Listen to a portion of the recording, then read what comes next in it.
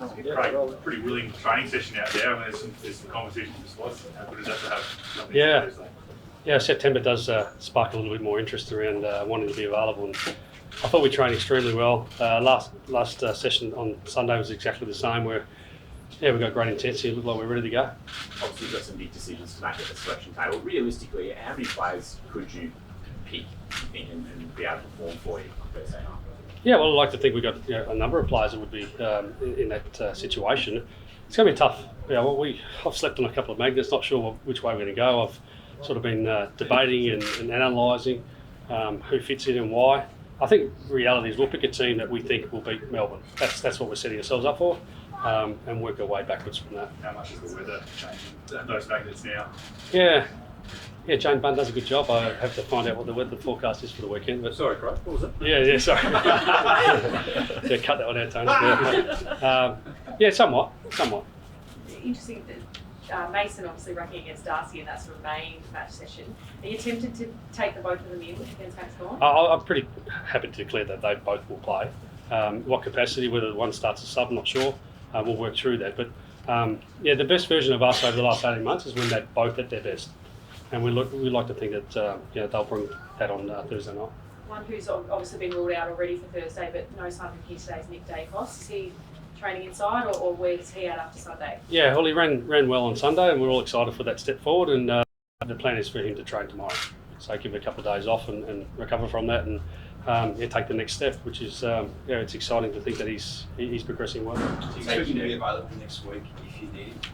Well, we're hoping we don't have to worry about that, so we'll take care of what we can control right now. So do you take the body of work into consideration when making the selection? Say, like McRae, who played the majority of the year, this is a gap through a suspension. Does that count for much for you? Yeah, absolutely. Yeah, we've got players that have played some sensational footy of late, and then some have got a great body of work. I think there'll be little match-up things, and then there'll be little system things, and then there'll be like, what does the team need, and who can give us a spark in certain places. So, yeah, we've got some headaches in front of us. How do you compare the feeling heading into this finals campaign compared to your first one last year, and what was the main thing you learned? Oh, I think we just seem like we're ready. I think last year there's all the unknown and what's coming, and we gained some great momentum. I've been around footy for a long time now, and been fortunate enough to be involved in some premiership success, and everyone's looked different. I remember having 16 wins in a row for Brisbane to win a flag, and Geelong had that last year, but it doesn't always look like that. So every year looks something different, and this one looks different. But I think we've got great momentum in certain parts of our game that we're looking to put on show. Speaking of flags, can you explain that one? Yeah, we've got the flag that represents the connection between us and we're so lucky today to announce 106,000 members, which is a record in AFL, VFL history. We don't lose sight of that. It's an amazing achievement, and we thank all you that have turned up today. You want to give us a cheer? Yeah. They continue to turn up. Wherever we go, they turn up, and I said on the weekend we want to paint the town black and white, and wear your black and white clothes to the Coles and to the supermarket, wherever you go, and kids wear it to school, and tell them Mr. McRae said so. Sorry, am I right in saying that flag will fly whenever you make finals? Yeah, correct. When we're playing in the finals, it'll fly nice and high here just to represent. You go past, the Pies must be in the finals because the flag's flying, and we'll connect that to our fans. They'll walk that over to the ground and hand it over to Darcy or myself, and it'll be with us during the finals campaign.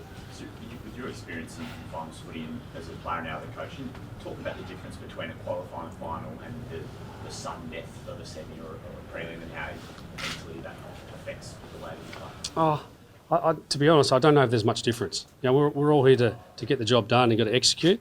We know what we need to do to beat Melbourne. Melbourne know what they need to do to beat us. So that's reality. It's just who executes and who manages those moments the best. And that's why you practice all year for it. I've been saying over and over again that we're all qualifying for these moments. And they use all those experiences that have worked well for us and others that didn't quite work, and learn lessons along the way. And again, the team that executes on Thursday night will be the one that will get the job done. You say there's a theme this final season. Yeah. Are we able to have I can't tell you that. I can't. I will at the end. What about your track for the hype video this week? Can you let us know? I've got a little bit left field on that one. Yeah, Brad, I can't allude to that, but I've got a little bit left field, and got my hairy neck going, so hopefully it does the same for the players. Just on the theme of fly, you used Queensland State Origin team last year. What did you get from that? Can you give some insight into that? You can't tell us this is the theme. I just think it gives you a purpose. I say often that if you have a higher purpose for things, you get highly motivated people. You know, and we want to aspire to be more than just this, and our fans in particular are our purpose. The flag represents that. We play this game for our fans and for everyone watching at home, and for ourselves to be part of that and connect to that. So if you can find a connection with a theme to a high purpose and then get the players motivated towards that, I think there's a competitive advantage in that. Has it felt like a long time waiting for the finals? Yeah. You're pretty safe in the finals, long way out. Has it felt like a Yeah, it has. build-up? Yeah, it's not too often you qualify for the finals about round 15 or 16. That rarely happens, and we had 14 wins at that stage. So that was one thing we set about, and then all of a sudden you want to qualify for top 4, and that was about round 16, 17. So you go, well, we've got a long way to go. And then you try to get top 2 and whatever it looks like. And yeah, we've been sitting a little bit idle in that and trying to find our best version for a few weeks now, but there's been other circumstances around that. But here we are, we're ready to go. Just on that theme, on the spot to think of who it was. It was an analyst, it may have been David King the other day, that was talking about being so good for so long, qualifying so early, that you sort of risk teams working you out that little bit sooner and having that bit longer run up to work you out. I guess, are you conscious of that? Do you stick with what you know and what you know has worked, or are you conscious of maybe having an ace up the sleeve? I think we're well aware that every opposition knows how we want to play, and we do the same for them. I think we're talking about ourselves, but we've been watching Melbourne for weeks now. We know what we need to do. There's a little bit of that. I also don't subscribe to the theory that your best is in round 13 and it's done. Like I think tomorrow is my best day of my life. Well, at least I'm aiming for it. Yeah, and if we always think that our best is in front of us, like all these other parts of our life, we can just lead us to this moment, really, aren't they? And this is a moment in time, and hopefully we'll have a good press conference, and tomorrow I have a better day. So that's all you can control. Main leader have been a bit of a threat and have a good outing last time. Jeremy Howe, is he a guy you can use? I thought you'd ask this one, Josh. I'd like to say I'm very transparent, but on that one I won't be. Have you been having trouble getting tickets to the final? Yeah, I did get online. I bought 10 membership when I got the job because I knew my friends and family would want to go, so that served me well. I don't tend to have to worry about tickets week to week, but I couldn't get some for the final, so if anyone's out there, let me know. They're hard to get. Is it fair? I mean, that's sort of been the talk among fans over the last week, is that when you play another MCG tenant club like you are, even though you are the home team, there's no sort of extra ticket allocation for you. Would you have preferred more tickets to be afforded to Collingwood? Yeah, of course. Yeah. We had 106,000 members. Let's give everyone those a ticket. It'd be hard to fit them in, but I'm sure we'd find a way.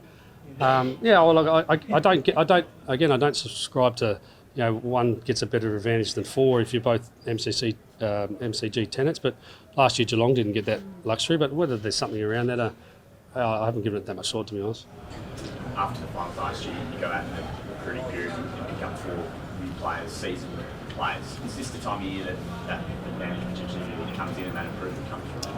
Yeah, well, we're constantly looking to improve ourselves. So bringing players in, we think that could improve our list. We targeted those individuals, and you've seen all of them play their part this year to get us to this moment.